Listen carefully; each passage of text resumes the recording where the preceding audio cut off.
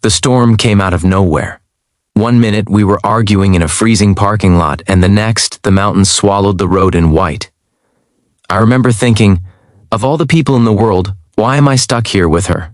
She was my boss, cold, demanding, impossible to please. And now, in the middle of a snowy mountain, she looked at me with a seriousness I had never seen before and said the words that would change everything. Only one bed.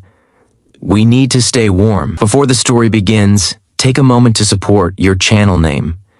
If stories about kindness, unexpected moments, and human connection move you, please subscribe, like this video, and share your thoughts in the comments. Your support helps these stories reach more hearts. I never imagined kindness would find me on a mountain I didn't even want to be on. The trip was supposed to be simple. My boss, Karen, insisted we drive up to meet a client at a winter lodge. I offered to reschedule because the weather forecast looked bad, but she shut me down like always. Karen didn't like excuses. She liked control, deadlines, perfection. She barely spoke during the drive, except to criticize my GPS choice and remind me how important this meeting was. Snow started falling heavier as we climbed higher. By the time the road disappeared under thick white layers, it was too late to turn back. The car slid, slowly, silently, then stopped. We weren't crashed. We weren't hurt. We were just stuck. No signal, no traffic, just snow, trees, and the sound of wind howling through the mountains. Karen tried calling for help, her jaw tight with frustration.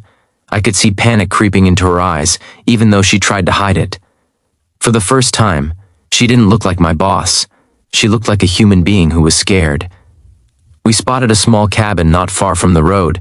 It looked old but sturdy, with smoke stains on the chimney like it had once been used. We grabbed what we could from the car and trudged through the snow. Inside, the cabin was cold but intact. One small room, a fireplace, a table, and one bed. That's when she said it. Only one bed, Karen said quietly, pulling off her gloves. We need to stay warm. I didn't know what to say. My mind raced with awkward thoughts, old resentments, and a strange sense of disbelief. This was the woman who once scolded me for being 2 minutes late. Now she was asking for trust in the most vulnerable way. We started a fire together. The silence between us felt heavy at first, like years of tension packed into the air. But the storm outside was worse. The cold crept into our bones. Hours passed. We shared the little food we had. She offered me the last granola bar without hesitation. That small gesture surprised me more than anything else that day. As the night deepened, the temperature dropped fast. The fire struggled to keep up. Karen sat on the edge of the bed, arms wrapped around herself. I know you probably hate me, she said suddenly, staring at the floor. The words caught me off guard. I've been hard on you, she continued. Too hard. I thought pushing people made them stronger. I didn't realize how lonely it made me.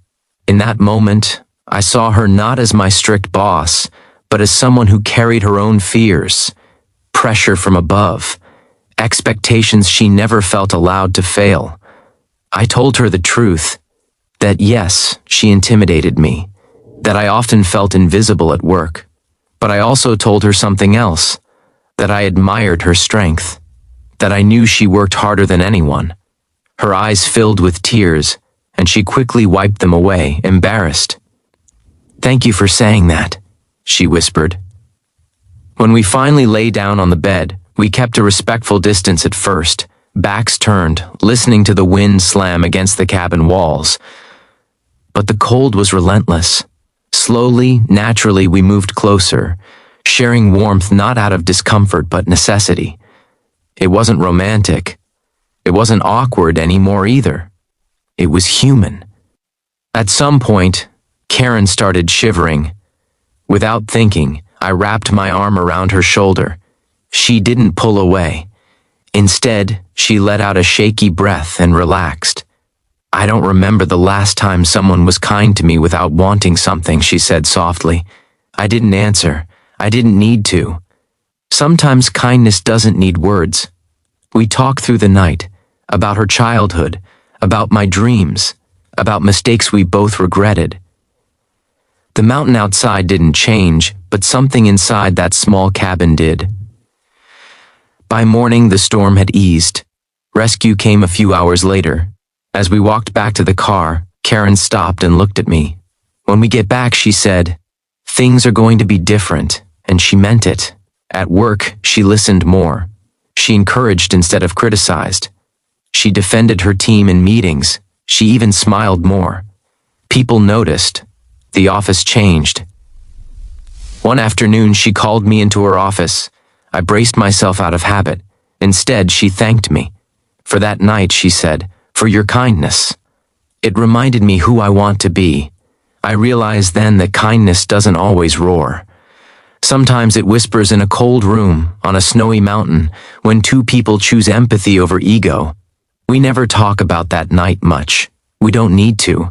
But every time I see snowfall, I remember how a storm that should have broken us instead softened us, and I carry that lesson everywhere I go. Because you never know when a small act of kindness will warm someone's entire world.